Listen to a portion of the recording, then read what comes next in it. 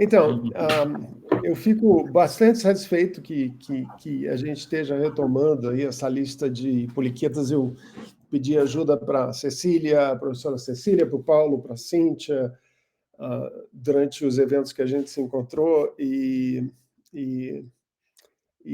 está dando certo, né? Desde que o Paulo entrou com a primeira lista, a gente não teve nenhuma mudança dos poliquetos. Na realidade, o catálogo não parou em momento nenhum, mas certamente houve um silenciamento geral, né? E isso também tem a ver com a falta de apoio, de financiamento e de recursos, e também por falha da coordenação, e aí eu assumo essa responsabilidade também.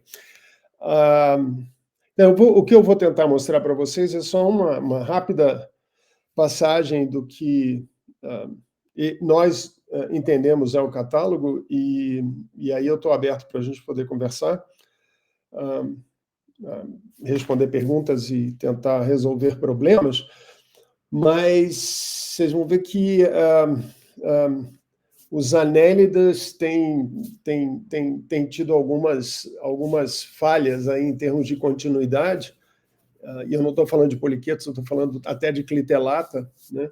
E hoje a gente praticamente, além dos poliquetos, a gente tem uma única pessoa trabalhando, que é o professor Jorge Brown, aqui da Emater, que trabalha com um grupo específico de clitelata, mas não com todos os clitelatos. Até pedi socorro para o Paulo, se ele tinha algum nome, se vocês conhecerem alguém que possa coordenar o grupo dos clitelatas, seria legal.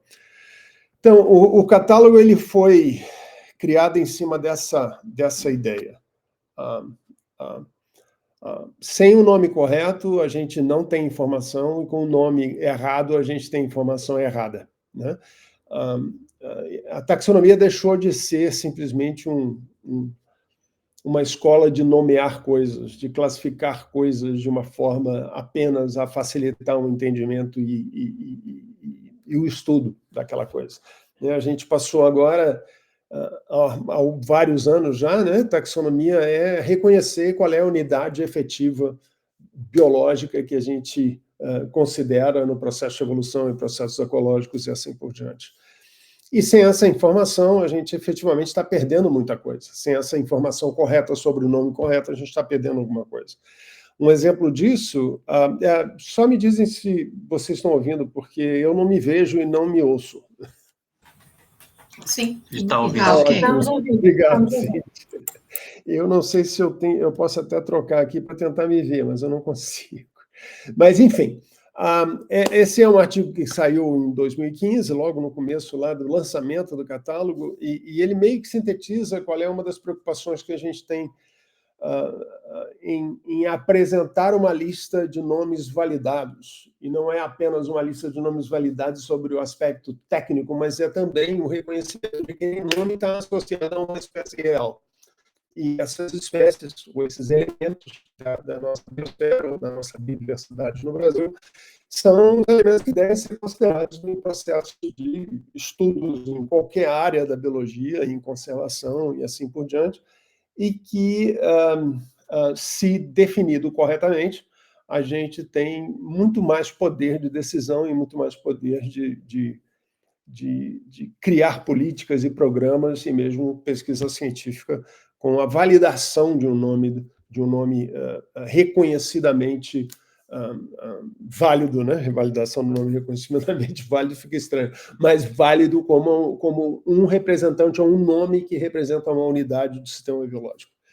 Em alguns artigos, e tem saído mais artigos sobre isso agora, muitas pessoas estão reconhecendo que mesmo em coleções biológicas, né, e isso eu mesmo demorei para entender, ou não para entender, mas para aceitar isso, que em coleções biológicas a gente tem pelo menos aí 40% de nomes errados nas coleções. E as coleções são as nossas referências, né? Então, a necessidade de validação de nomes válidos, reconhecidos e aceitos é absolutamente fundamental, não só para a nossa atividade de pesquisa científica como biólogos, mas também para a tomada de decisões pelas instituições estaduais, federais, mesmo internacionais.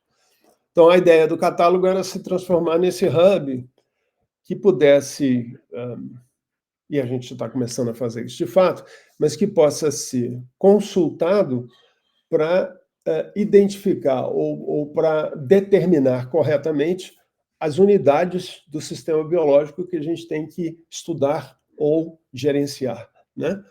E a nossa grande vantagem é que, eu vou explicar a história um pouquinho, é que essa lista de nomes para o catálogo, e essa é a nossa ideia, é validada por especialistas de cada área. Então, não é só uma compilação de nomes, mas efetivamente uma compilação de nomes, uma análise, um estudo para definir a validade daqueles nomes e oferecer para essas instituições todas, né, nomes que sejam efetivamente válidos e que, de fato, representem essa unidade da biologia ou da natureza que a gente tem.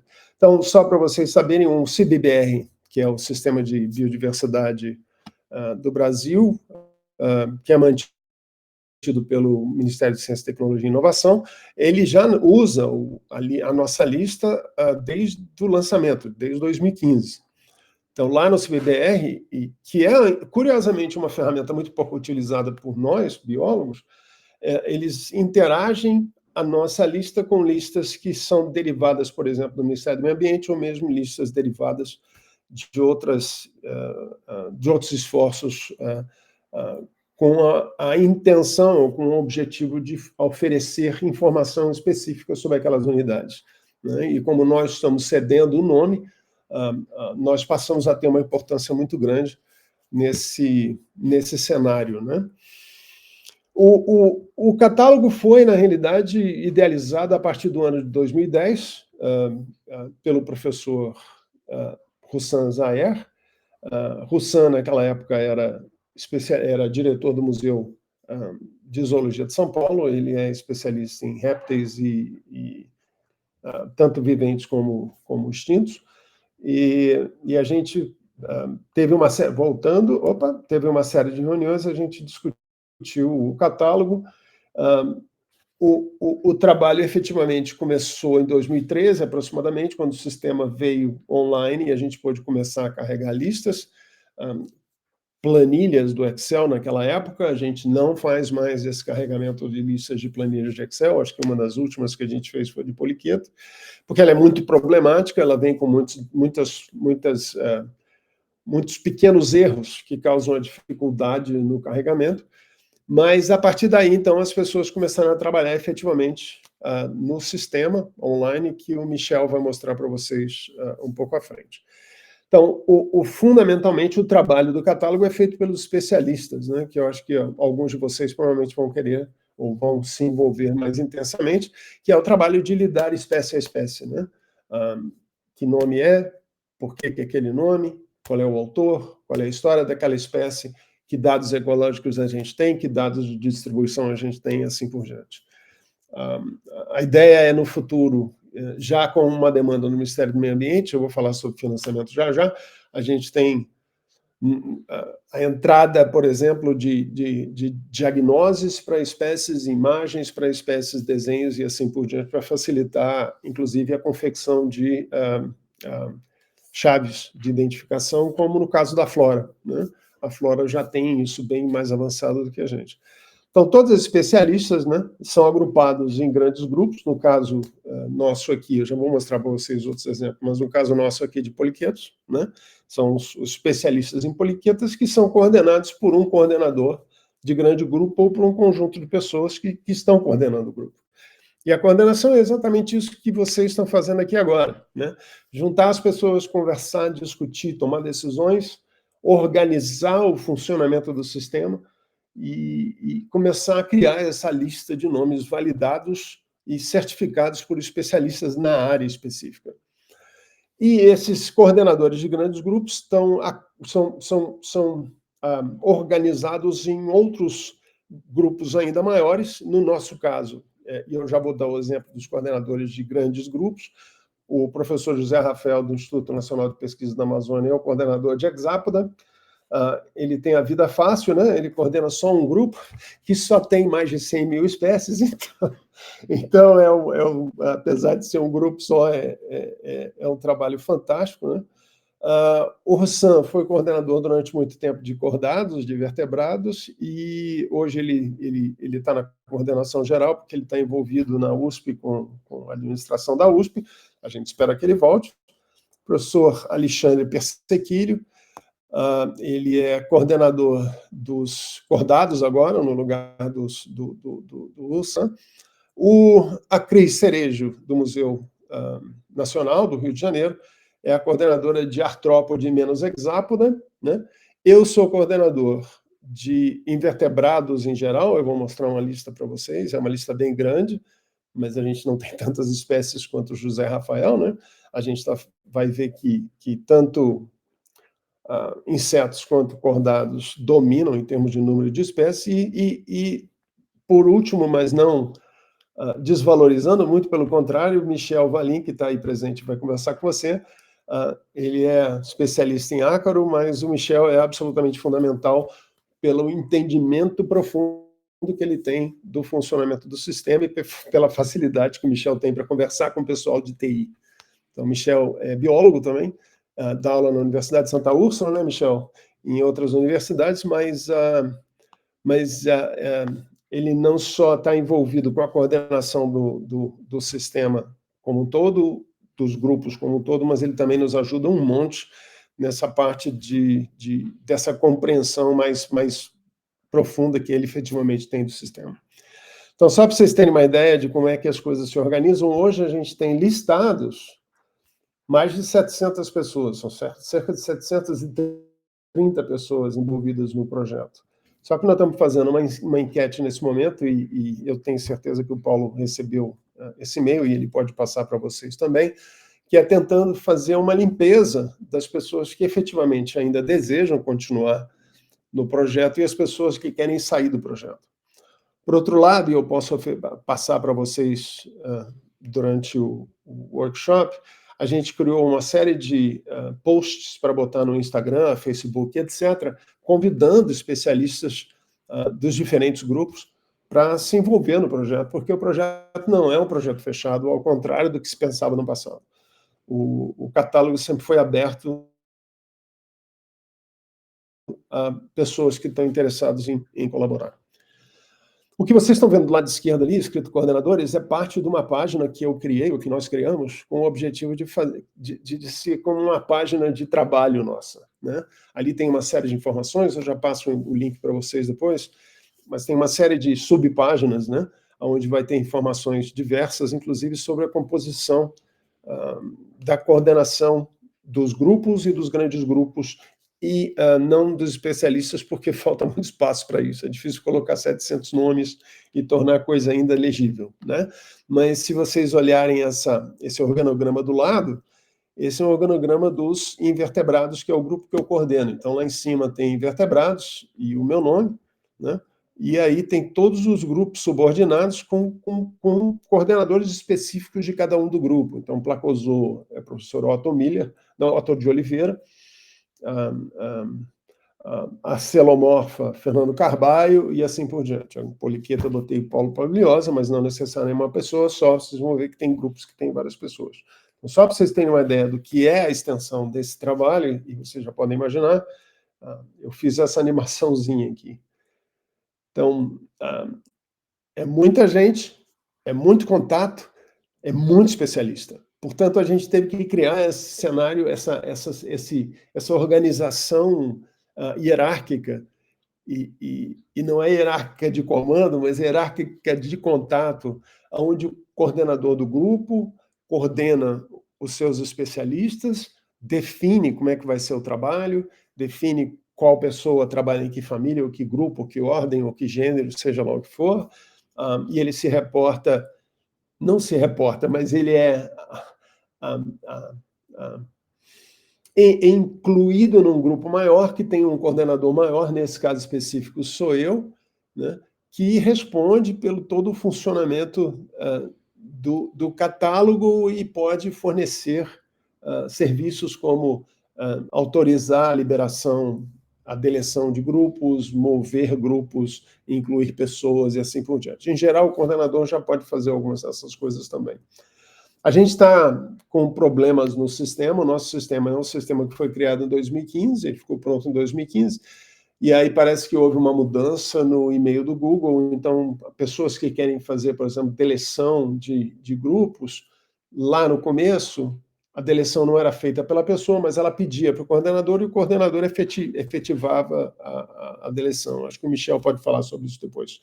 Mas hoje, como o e-mail não está funcionando, vocês, por exemplo, não conseguem nem fazer a recuperação de senha, que era feita por e-mail também. Então, a gente está no processo de buscar recursos ou receber recursos para poder corrigir ou acertar o funcionamento do sistema. Mas acreditem, já melhorou muito. Quando a gente retomou esse trabalho mais intenso, a gente estava com um sistema muito, muito lento. A gente conseguiu atualizar o sistema hoje funciona, para vocês saberem, na Amazon Web Services. Então, é um sistema bastante... uma resposta bastante rápida do servidor. O sistema, ele não é... eu diria que ele não é lento, ele é moroso, ele é metódico, né? Ele foi desenhado de tal forma que a pessoa... que minimiza o erro na entrada de dados, o que é uma coisa muito comum de acontecer numa planilha de Excel. Então, só para vocês terem uma ideia, nós tivemos, isso aqui são números de visitas na página do sistema, que está aqui em cima, ao longo de um mês, aproximadamente. Então, a gente tem aí até 320 pessoas visitando por dia, com oscilações naturais, mas uma média de 160 pessoas visitando o sistema por dia. E o mais bacana é que, se vocês entrarem no Scholar Google, a gente descobre isso relativamente fácil. Desde 2015, nós tivemos 960 citações em artigos científicos, né? E teses, né? E isso não inclui todo o uso e a importância do sistema para outros procedimentos, tais como, né? E é o terceiro ali, o uso por secretarias de meio ambiente de estados. Por exemplo, eles têm sistematicamente entrado em contato com a gente e solicitado um banco de dados para poder criar listas as mais diversas de espécies de cada um dos estados pela Secretaria do Meio Ambiente. A gente continua tendo um apoio fantástico do pessoal do Jardim Botânico do Rio de Janeiro. Curiosamente, o Jardim Botânico é botânica, né?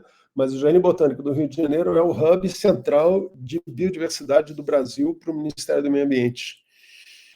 E eles nos adotaram nesse sentido, porque se não fosse essa adoção, nós estaríamos no limbo, né? A gente não teria nem servidor durante esses anos subsequentes a 2015. Exatamente por falta de recursos. Mas o Jardim Botânico tem uma infraestrutura de computação associada à biodiversidade, com apoio de pessoas como o Eduardo Dalcin, e mesmo o pessoal da Flora, Rafaela Campostrini e assim por diante, que tem nos dado muita ajuda nesse sentido.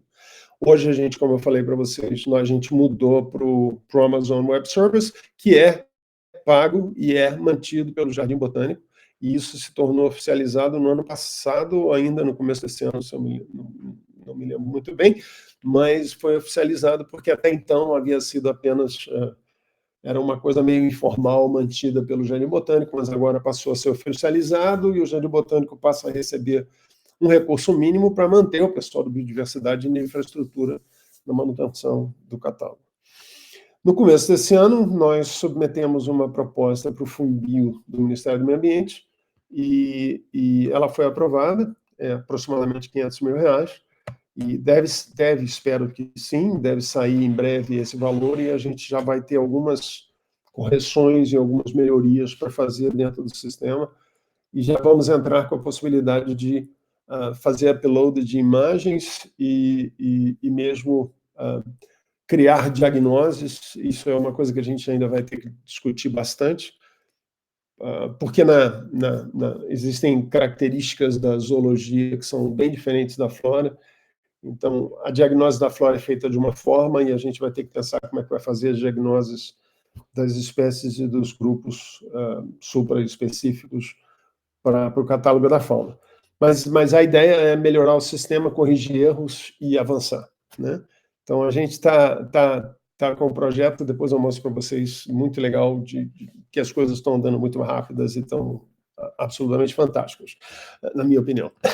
Há cerca de 2 meses atrás, me corrija, Michel, se eu estiver errado, a gente teve a informação de que... não foi esse mês, desculpa. 2 meses a gente começou a conversar sobre isso, né?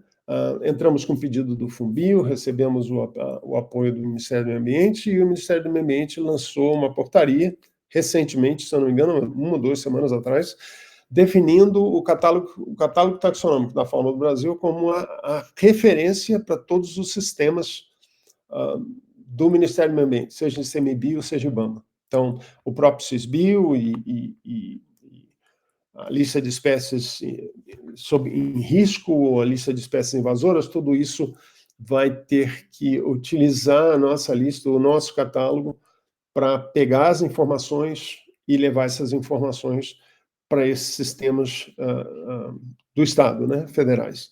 Então, isso é muito legal, porque isso cria um vínculo e cria a necessidade de atualização e de melhoria e assim por diante, o que quer dizer financiamento, né? Além de ser o reconhecimento do que o catálogo representa. Então, esse é um trabalho adicional para a gente também, né? A partir de agora, até março, a gente tem meio que uma meta de entrar com espécies introduzidas, mesmo espécies domésticas, espécies que são pragas, e mesmo espécies que são mantidas nos zoológicos, aquários e assim por diante, criadouros no Brasil, porque o MMA precisa dessa informação e faz sentido que a gente tenha isso disponibilizado no catálogo, mesmo que seja uma zebra, a zebra vai estar no zoológico, ela não está livre, mas a gente já tem a história dos hipopótamos, né, na Colômbia, então esse tipo de informação eles vão precisar também para poder tomar decisões, para poder alimentar o sistema deles. Vamos lá. E o bacana é que o nosso catálogo, junto com o catálogo da Flora, que está bem anos-luz à frente da gente em termos de informação, foi a base para a gente criar um projeto chamado Catálogo da Vida do Brasil, que foi financiado esse ano pela FAPERJ, um valor de R$1.600.000 aproximadamente, que basicamente vai para a formação, para a criação de um catálogo de micro-organismos e um catálogo de fósseis, né? Alguém pode brincar e dizer assim, mas fóssil, vida? Sim, foi, né? Mas são elementos fundamentais e importantes para decisões e mesmo estudos sobre a biodiversidade desse nosso país, né? Então, a ideia é que o catálogo da flora, o catálogo da fauna, o catálogo dos micro-organismos e o catálogo dos fósseis, e eu esqueci, o catálogo da flora, na realidade é flora e funga, né, que são fungos e plantas, vão ser integrados em um sistema que permite uma busca integrada. Então, eu posso, por exemplo, a ideia é essa, né, entrar no sistema e pedir, eu quero todas as espécies que habitam a região da ilha da Marambaia, na Bahia, no Rio de Janeiro, na costa do Rio de Janeiro. Então, a gente teria não só as plantas que habitam a ilha, né, mas também as algas, as espécies de animais e, eventualmente, as espécies de micro-organismos e alguma coisa em relação a fósseis também. Então, se dá para caracterizar relativamente bem comunidades ou ecossistemas, ou mesmo mais do que isso, né, já que a gente vai incluir fósseis e assim por diante. Então, essa é uma iniciativa muito legal, a gente tem esse primeiro recurso, o recurso está meio que focal para a formação desses novos catálogos, mas eles vão ser todos integrados, vão falar entre si, e a ideia é que com essa concepção do catálogo da vida, a gente possa vir a buscar mais recursos para tentar melhorar o sistema cada vez mais.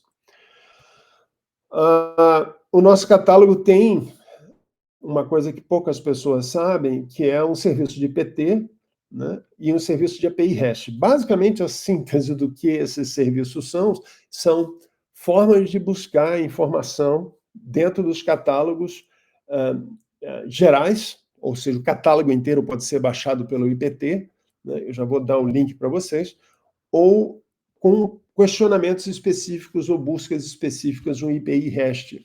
Se vocês entrarem no site que eu vou mostrar na próxima slide, tem um link, tem uma das páginas no nosso site de trabalho. Isso não é um site aberto para todo mundo, isso é um site estritamente de trabalho, apesar do IPT e do EPI estar aberto para todos, né?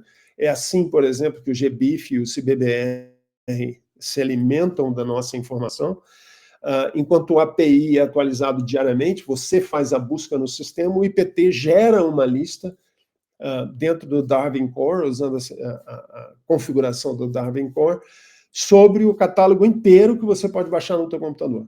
Tá? E o API você pode baixar só a poliqueta, por exemplo. Ou posso baixar só a poliqueta que ocorre no Rio de Janeiro. Então, tem os comandos que você consegue seguir.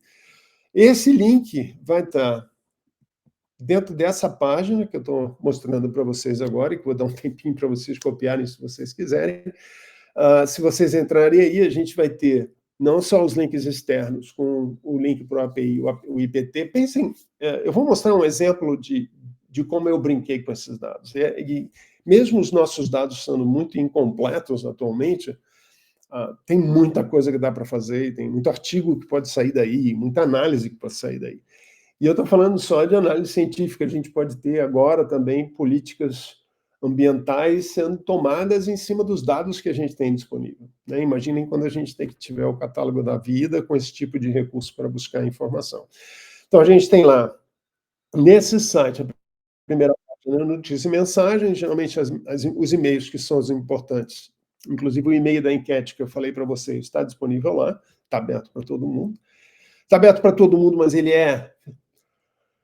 não é divulgado para o público em geral, que a gente sabe, quem sabe são os nossos especialistas e coordenadores, mas se alguém quiser entrar vai conseguir ver, mas você pode entrar lá e preencher a enquete, tem o link para o formulário no final da primeira mensagem. E também, isso aqui é legal, tem o tutorial, vídeos que são tutoriais em português e em inglês, para poder acessar e usar o catálogo, coisa que o Michel vai dar uma explicada para vocês aí para frente. Então, ali a gente tenta, se vocês tiverem ideias de outras coisas para colocar nesse site, me digam, mas aí, por exemplo, também tem a lista de todos os artigos que citaram o catálogo até a semana passada, por exemplo.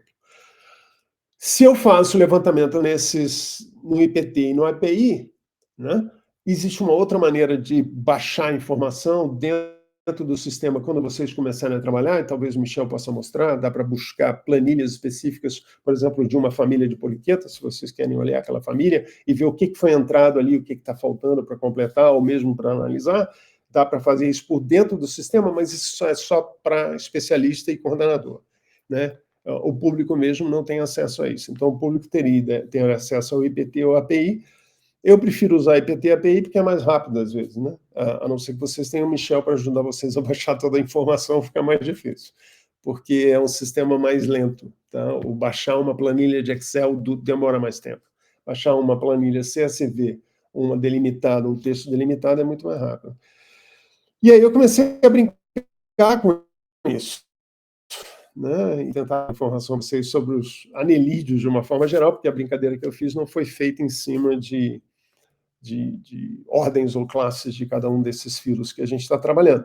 Mas é possível, por exemplo, baixar a informação pelo IPT ou ir diretamente pelo Web Service, o API, e baixar no R, por exemplo, e fazer qualquer análise do R que vocês queiram fazer. Nesse exemplo específico, foi a distribuição de quitenófora no litoral do Brasil. Né? Se a gente for ver, são só estados litorâneos que aparecem aqui, mas nós temos também dentro do sistema divisões por regiões biogeográficas marinhas e assim por diante, que podem ser analisadas da mesma forma. E aí eu fiz uma análise ontem, muito rapidinha, para mostrar para vocês. E aí tem o nosso poliquetos sobre o computador analisando os dados, né, que é o número de espécies de cada um dos filos. Né? E, evidentemente, que hexápoda nos atrapalha a vida, né? Artrópoda, perdão, nos atrapalha demais a vida, porque é muita espécie. Mas se a gente tira e faz um corte lá embaixo, ó, onde tem esse cinzazinho daqui, e faz um novo gráfico, a gente tem uma ideia, e aí a Nélida já aparece, né? Já aparece com 1.500, 1.700 e alguma coisa em termos de espécies listadas no sistema.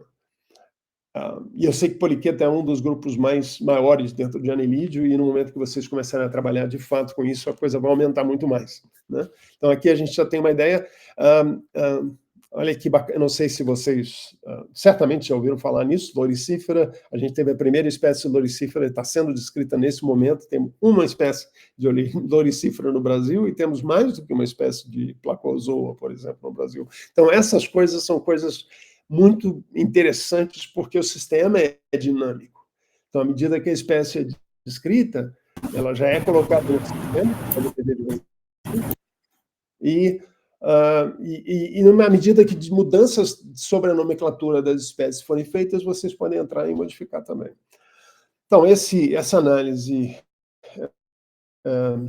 inclui o banco de até dezembro, 10 de dezembro de 2023, e nesse momento a gente tinha 1.833 espécies de anelídeos, tá? Se a gente for olhar o que foi proposto pelo artigo, o último artigo que falou em número de espécies em geral no Brasil é do Levinson e do Prado, de 2005. Eles propuseram que nós teríamos algo em torno de 1.000 a 1.100. No mundo existem cerca de 17.763, mas vejam que a data aqui é 2009, deve ter coisa a mais aí. Então, nós batemos já um número de espécies de anelídeos daquilo que foi imaginado pelo Levinson e Prado que existiria no Brasil. Se a gente for olhar a maioria dos grupos, a gente está batendo esse número. Então, essa ideia de organizar essa informação de nomes válidos traz informação adicional sobre a diversidade e a riqueza de espécies de cada um desses grupos no Brasil. É importante, novamente, eu não preciso repetir, mas tanto para a ciência, tanto para a academia, quanto para a tomadores de decisão em geral. E se a gente for olhar em termos de acúmulo de informação sobre espécies no mundo, no Brasil ao longo do tempo, isso aqui é uma escala logarítmica, a gente vai ver que a gente vem sistematicamente estudando esses grupos, né, ao longo dos anos, desde 1800, que foi quando começou essa análise aqui que eu fiz, até agora. E aí dá para categorizar esses grupos, né, em diferentes agrupamentos aí em termos numéricos, né, apelando um pouquinho para esse megadiverso aí que tem artrópoda e cordado. A artrópoda tem cerca de 10 vezes mais do que cordado tem, então eu estou meio que abusando da boa vontade aqui, jogando cordado no megadiverso, mas seria fundamentalmente artrópode, né? E molusco é o terceiro desse grupo, desse número, desses filos em termos de número de espécies, e anelídeo está dentro do grupo de diversos, essa é uma categoria que eu criei só para fazer uma apresentação. E aí tem os grupos menores e menos conhecidos logo abaixo. Mas esse entendimento do que acontece ao longo do tempo pode ser melhorado com análises um pouquinho mais complicadinhas, um pouquinho mais específicas, né? Isso é o resultado de um artigo que eu estou fazendo junto agora com a flora e a fauna, para fazer uma avaliação, uma estimativa de número de espécies que ocorrem no Brasil, e para poder usar esse método aqui, eu estou desenvolvendo uma série de simulações para testar algumas críticas que esse método tem, mas ele é fundamentalmente baseado nesse modelo que vocês estão vendo do lado esquerdo aqui, que simplesmente iguala, de um lado ou de outro, duas formas diferentes de calcular uma coisa chamada de eficiência taxonômica. E eficiência taxonômica é simplesmente a divisão de número de espécies descritas pelo número de autores envolvidos nessas descrições durante um período de tempo. A análise que a gente faz, geralmente a gente faz para prazos de 5 anos, blocos de 5 anos. E eu vou mostrar para vocês. Mas o modelo é bem sacado. É uma das razões que eu gostei do modelo, é porque ele é assim, do lado direito, aquela equação linear fala que porque a gente vai descrevendo espécies novas, né, numa determinada região, quanto mais espécies a gente descreve, mais difícil fica para descobrir outras espécies, porque a gente já descreveu bastante. Então, para chegar a um número máximo de espécies, a tendência é que existe uma queda nessa eficiência, a gente precisa de mais gente envolvida. né? Inclusive gente que trabalha com dados moleculares, morfometria e assim por diante. A gente vê que existe uma tendência, eu vou mostrar para você já já, existe uma tendência no número de autores aumentar nos tempos recentes em função de tecnologia mais moderna, mas também em função da dificuldade de você efetivamente detectar espécie críptica, por exemplo, né? Então, essa é a segunda escala. Eu vou mostrar isso para vocês em detalhe mais para frente. Mas o bacana, então, é que esse lado esquerdo aqui, então, a gente acha que existe uma relação, a gente não, esses autores, propõem que existe uma relação linear, aproximadamente linear, entre eficiência taxonômica e quanto tempo faz que a gente está descrevendo espécies num determinado local, né? Quanto mais tempo a gente está buscando espécies novas num determinado local, sejam elas introduzidas ou não, a gente se torna cada vez mais difícil achar novas coisas, tá? E do lado esquerdo é mais ou menos a mesma fórmula, só que é uma forma diferente de falar. SI é o número de espécies existentes no tempo específico, que essa eficiência é diretamente relacionada ao tempo, ou indiretamente relacionada ao tempo, ao número de espécies que a gente conhece, menos o número de espécies que já foram descritas até aquele momento. Então, isso aqui também é uma fórmula para descrever eficiência. Mexendo do lado, mexendo do outro, jogando um termo para um lado e para o outro, a gente consegue modelar a evolução da descrição de espécies ao longo do tempo para um determinado grupo, num determinado local, ou mesmo para o mundo, né? Então, se vocês olharem em preto, é o valor real, aqui é o tempo embaixo e o número de espécies no eixo do Y, e em preto são as descrições de anelídeos ao longo do tempo. E em vermelho é o valor simulado com base naquele modelo, tá? E a gente vai ver que, apesar de ter algumas inconsistências em alguns desses pontos mais antigos, quando a gente chega mais recente, a gente começa a ver que existe uma certa consistência na simulação e nos valores calculados, na simulação, nos valores estimados pela simulação e nos valores reais que você tem registrado no catálogo. Esses picos que não batem com os vermelhos, que seriam simulados, são monografias. Então, aqui, por exemplo, é uma única pessoa que descreve muitas espécies, né? Então, isso é muito comum de acontecer, mas dentro daquela fórmula que eu mostrei anteriormente, que eu vou mostrar mais uma vez, o que a gente está atrás é o ST. Então, a gente vai mover esses elementos da fórmula de tal forma a jogar no programa de computador, isso foi feito no RStudio, o ST isolado, e a gente vai calcular esse valor de acordo com a modelagem, tá? Então, isso aqui é um gráfico, esse acima é um gráfico que mostra a evolução na descrição das espécies em azul, né? E o número de autores envolvidos nessas descrições. E essa inversão que vocês têm aqui, ó, o número de autores é menor do que o número de espécies, essa inversão é muito comum na maioria dos grupos. Talvez não tanto no próximo que eu vou mostrar para vocês, que são artrópodes. Então, há uma clara redução na eficiência taxonômica nos tempos recentes.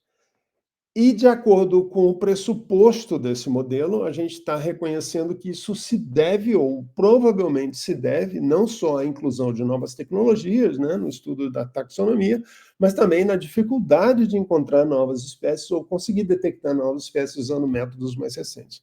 E a gente pode ver essa redução, que está no círculo vermelho, dessa eficiência taxonômica ao longo do tempo, demonstrando que, de alguma forma, a gente está chegando perto do número total de espécies que a gente encontra no Brasil. No Brasil.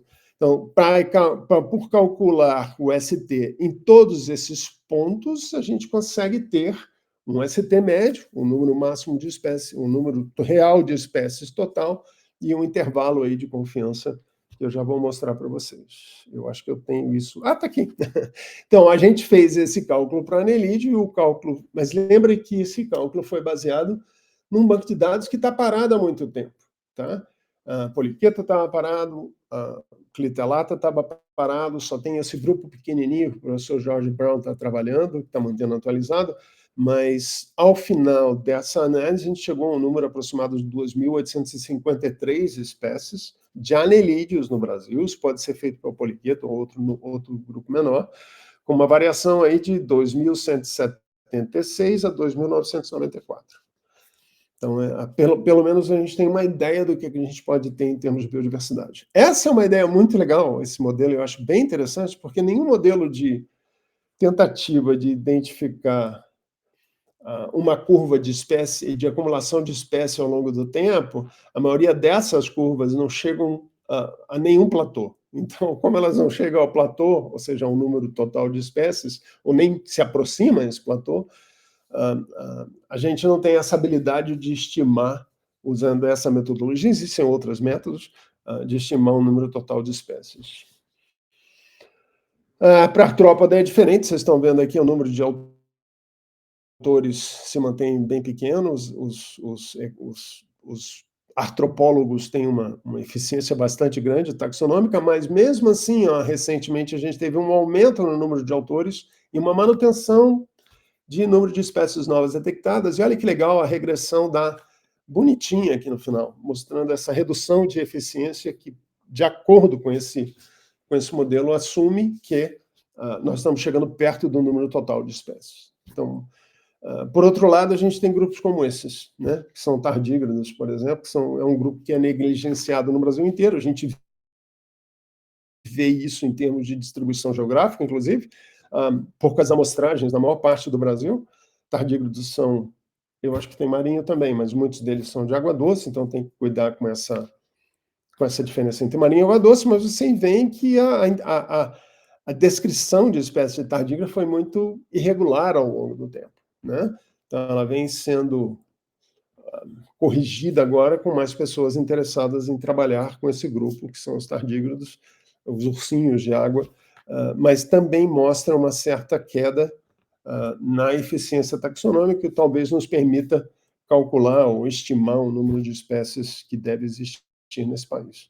Tem uma série de percalços e probleminhas nesse modelo que a gente vai tentar abordar nesse artigo, mas é um modelo que me parece bem conservativo e ele é bem consistente em termos de pressupostos para tentar estimar o número de espécies que ocorrem num determinado local ou mesmo no mundo. E por fim, gente, eu estou chegando no final, aí o Michel vai poder falar mais.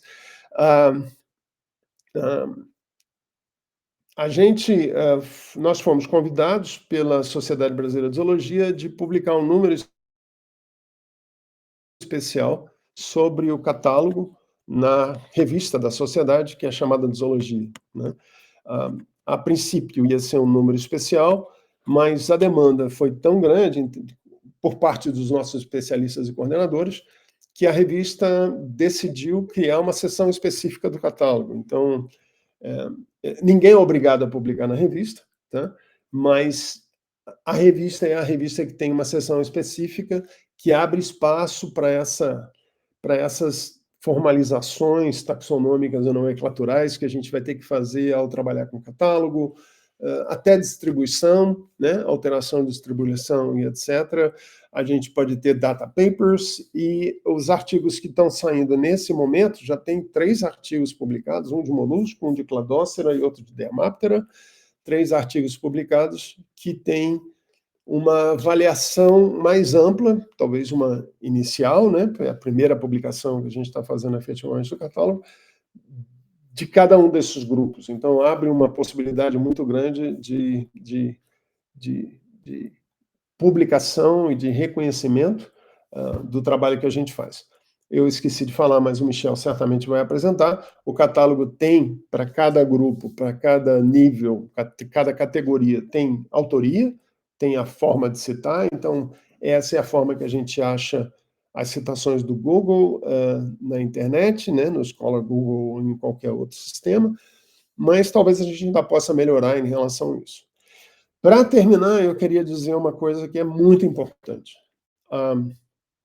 O catálogo, ninguém que trabalha no catálogo é pago, ninguém que trabalha no catálogo tem aliás, poucos têm, acho que tem umas 4 bolsas atualmente, 2 de iniciação científica e 2 de DTI. A gente não tem conseguido buscar mais bolsas, a gente tem sugerido aos pesquisadores, coordenadores e especialistas que submetam pedido de bolsas para o catálogo direto ao CNPq ou para a CAPES. Por exemplo, tem uma abertura agora para bolsas de pós-doc sênior e pós-doc júnior, além de outras bolsas no CNPq aberta até janeiro, e a gente sugeriu, vamos atrás de bolsa, né? A gente precisa de gente. E eu sei, todos nós sabemos que qualquer trabalho que o coordenador ou especialista, o coordenador de grupo grande, como é o meu caso, como é o caso dos outros coordenadores, a gente não tem remuneração, né? A gente faz, como na maioria das vezes em ciência, a gente faz as coisas por prazer, né? Então, mas o termo colaborar é absolutamente fundamental. E é fundamental, assim, todo mundo tem o direito de comentar, sugerir, propor ideias, propor mudanças, propor mudança no funcionamento, propor mudanças no catálogo. Algumas coisas dependem de recurso, mas esse é um trabalho profundamente colaborativo, né? E não existe outra razão para isso. A não ser pelo prazer de fazer e ter uma ferramenta bonita como eu acho que poucos países nesse mundo têm, eu acho que pouquíssimos, eu acho que nós somos um dos primeiros, de ter esse catálogo validado por pesquisadores que trabalham na região neotropical, que trabalham com material brasileiro e podem oferecer essa informação não só para a comunidade como uma forma geral, mas também para a ciência e para estados federais, federações e assim por diante, instituições e assim por diante. E a gente trabalha por prazer, né?